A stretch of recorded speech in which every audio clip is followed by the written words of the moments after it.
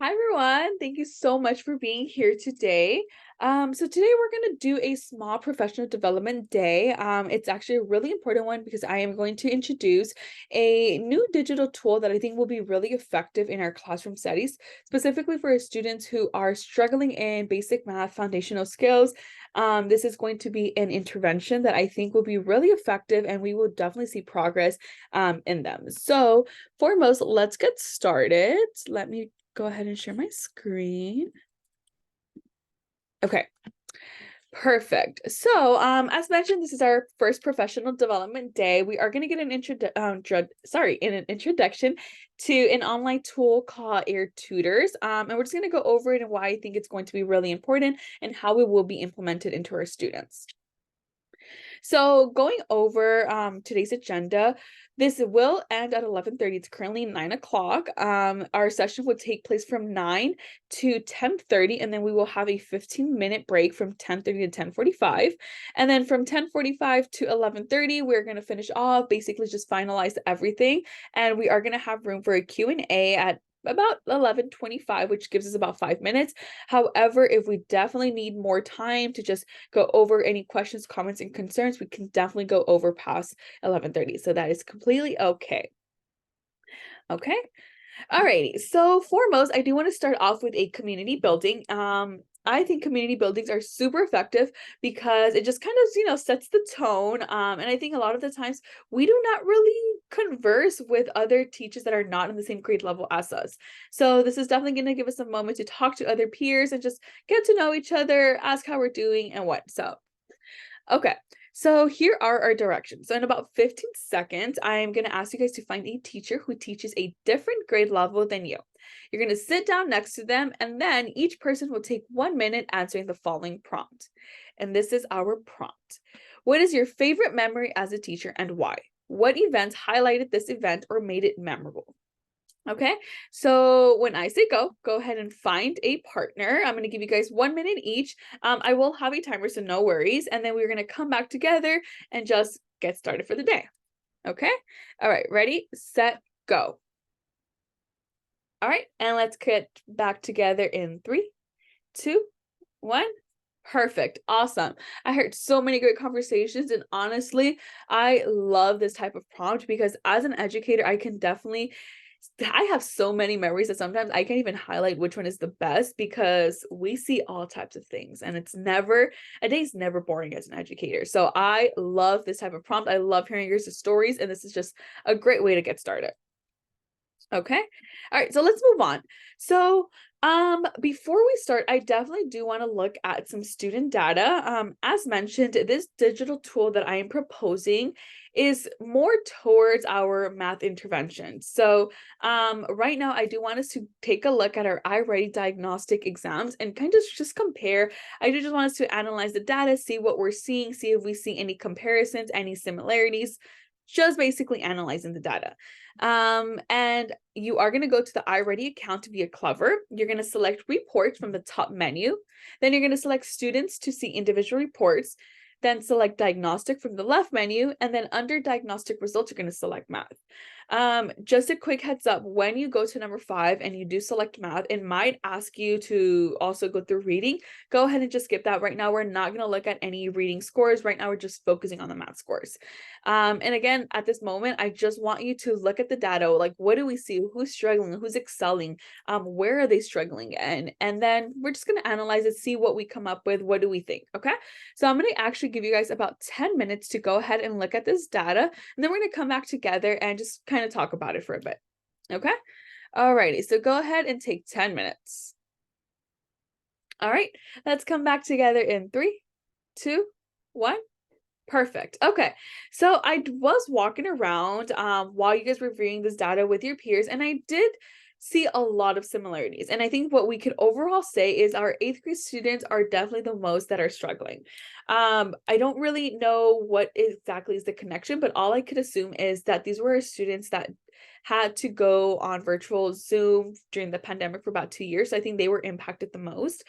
So they did lose those foundational math skills, which is probably causing them to not excel now as they are getting older and they're seeing harder concepts.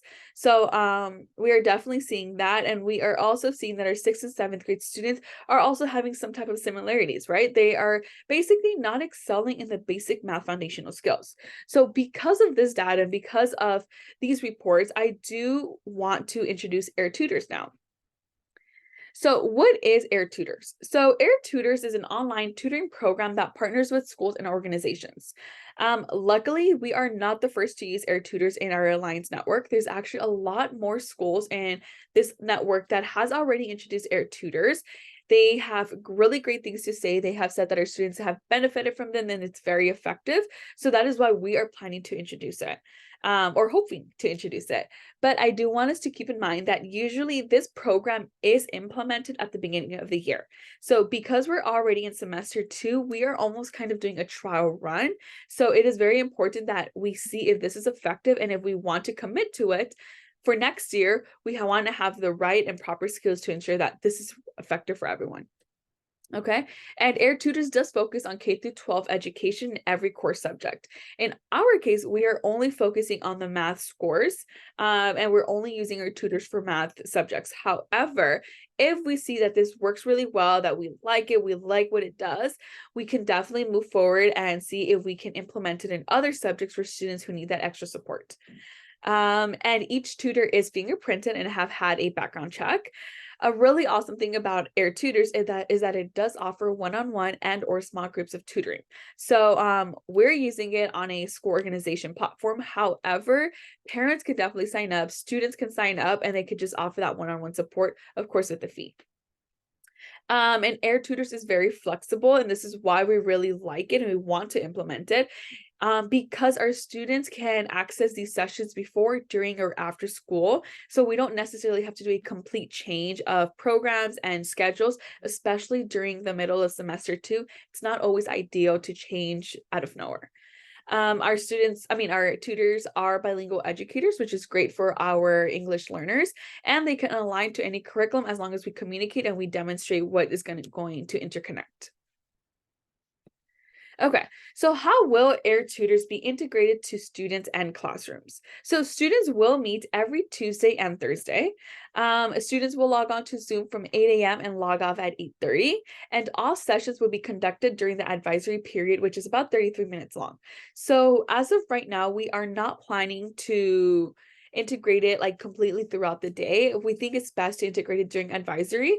Since advisory is already about 33 minutes long, that does give students an additional 3 minutes to just get situated and get started for their session. So they will be logged on from 8 to 8:30. However, if we do see that this is working really well and we want to implement it even for the next academic school year, we can definitely talk about a schedule change for these students to see what works best so that they can best benefit from this program. All right, so student materials and expectations. So because students will be using these sessions via Zoom, it is really important that they come prepared and they know what the expectations are, because this will definitely influence their effectiveness and whether they develop skills or not. So in terms of student materials, we definitely need students to have a pen and pencil. Our tutors will often have them write down their work or take notes, so this is really important, along with paper. And students are also required to have headphones with a mic. And this is something we are going to talk about later in the next few slides and how this will consist of. So just bear with me. And then in terms of student expectations, we do need our students to have a camera on. This is really important because our tutors need to know that our students are on task, that they are basically doing the work that's being assigned to them. We need them to participate, collaborate with other students, limit distractions, ask questions, and complete one lesson per session. So as I mentioned, because these sessions will be done with their advisory period, and not every student in that advisory class will be doing Air Tutors, it's important that they're able to work and ensure that they're limiting the distractions around them. And as educators, we want to encourage that as well. And we want to provide the appropriate skills to help them succeed. All right, so our overall school goals. Why are we doing this? Why do we want to integrate Air Tutors into Alliance Richard Merkin? So foremost, we want to facilitate math foundational skills for students that need immediate intervention. We already looked at the student data. We already know who are the students that are struggling most. So we want to be able to best support them because, like I said, they're eventually going to go to high school. We need them to have the appropriate skills so that when they do get to high school, they're not falling behind in their math classes because they don't understand 6th, 7th, or 8th grade math, right? And then we want at least 60% of our students to score in their grade level by June 30th, 2023. So when we say 60% of our students, we are not referring to the overall school population. We are only talking about 60% of the students that are going to be in air tutors. And we're going to talk about in just a moment how many students will be in air tutors because it's not going to be everyone. It's not even going to be half of the school. Okay. And we overall want to boost test scores in state performance exams like the SBAC, which takes place around May 1st through the 5th, 2023. We probably won't see immediate change considering it's already, I think, April, but it's okay. We definitely should see some progress, even if it's a little, and that would definitely help us basically influence us on whether we want to continue using it and just adopt it into our curriculum. All right, so training faculty. So to best ensure that this program is effective and that it runs smoothly, we are going to need the support from everyone, from advisory educators to our math educators, even our IT support. So because, like I said, this will take place in advisory classes, it's important that every advisory educator teaches students how to access air tutors, how to provide students with login credentials, and balance advisory assignments with air tutor sessions. So although students will be doing air tutors twice a week, it's still important that they do not fall behind in their other advisory assignments. We do not want that. We still want them to be able to pass all their classes, and this is not basically a barrier for them. So whether this is meeting with them during lunchtime or meeting with a parent and seeing if they can stay after school, that is something that we definitely need to find a balance for. And don't worry, educators will help, admin will help, and we will definitely try to find a balance that works for everyone. In terms of our math educators, every math educator will compose a list of 40 students who are struggling in math and are resulting in current NPs, which is basically not passing. So because every math educator in every grade level will compose a list of 40 students, in total, there's going to be about 120 students who are going to do this, to do air tutors. And then in terms of our IT support, individual laptops and headphones will be given to students who are enrolled, login credentials will be validated, and Zoom will be installed in each student laptop. So luckily, this will be done all prior to the sessions before the students even start. We will ensure that IT ensures that every student has a laptop, that they have headphones, and that their login credentials are even validated, because we all know how usually when stuff like this happens, some login credentials don't work and students are not able to move forward. So we want to ensure that this is all taken care of before the first day. And of course, every laptop will have Zoom installed, as this is the way they will meet. Okay, perfect. So it is currently 10:30, so I do want us to go ahead and take a 15-minute break. We will come back at 10:45, and then when we do come back, we are going to talk a little bit more about the depths of the program and just kind of answer any questions, comments, and concerns that you may have to see if we want to continue adopting this. All right, so go ahead and take a 15-minute break. I will see you at 10:45. All righty, thank you guys. Let's get started. Let's get back on track. Okay. So let's continue. So how are we going to measure air tutor success? And this is really important because we don't know if something is effective, if it's working, if we are not measuring its success. So how will this be done? So foremost, we will have weekly individual reports from air tutors.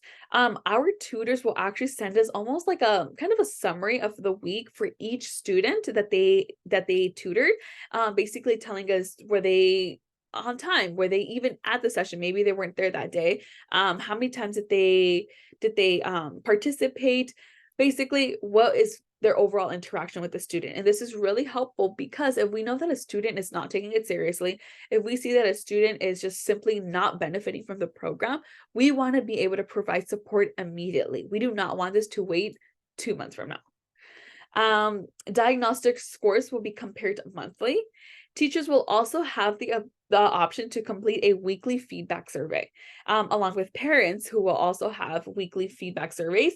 And this is really important for us because we want to know if this is working. This is such an expensive digital tool, and we're going to talk about the cost in just a moment, but it is very costly. So if it's not working, we do not want to continue with this. We do not want to continue integrating this into the classrooms if we feel like this is not working.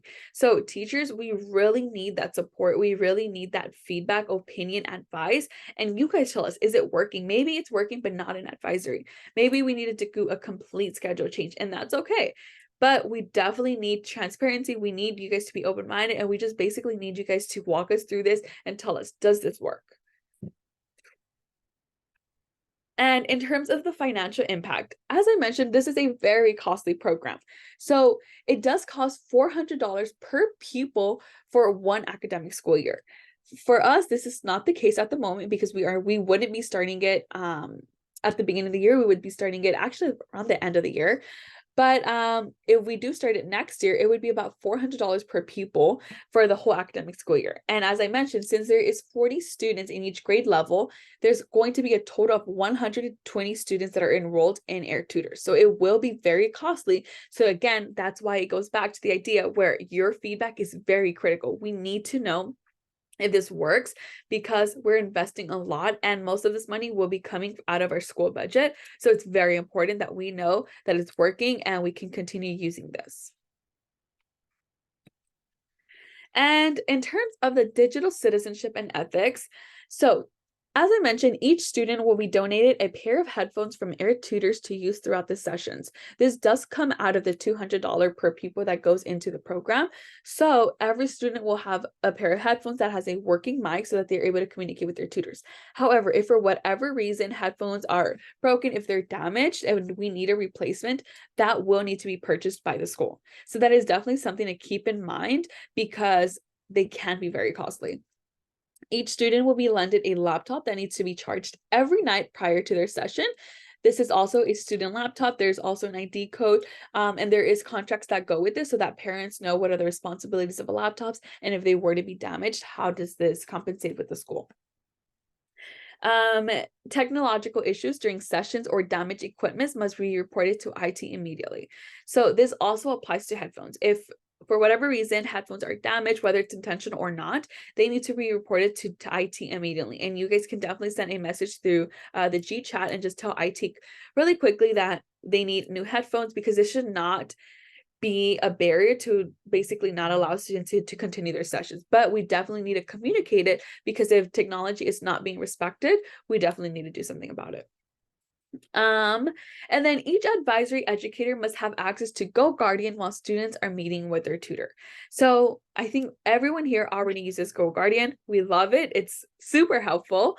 And basically, for those who don't know, Go Guardian is also another online tool that allows us as educators to access every student's laptop to ensure that they are on task. We can close tabs, we can open tabs, we can lock the computer. Basically, it just gives us that control that we need to ensure that students are on task and they're using their computers effectively. Okay. Oh, okay. Oh, there. Sorry. Oh, perfect. Okay. So that does conclude our PD. Right now I am going to allow room for questions, comments, or concerns. Just so we can talk about this and see what are your thoughts overall. Do you guys like it? Do you think, no, we don't want this? This is not going to work. I just want to know what you guys think. Okay. All right. Awesome. I loved hearing all your questions, comments, and concerns. It was such a great time meeting with you guys. I think we definitely made progress, and I'm super excited to see if will be implemented in our school year. I think our students would definitely benefit from this, and I'm just excited for the future. So thank you so much again. Thank you so much for having me, and that is it.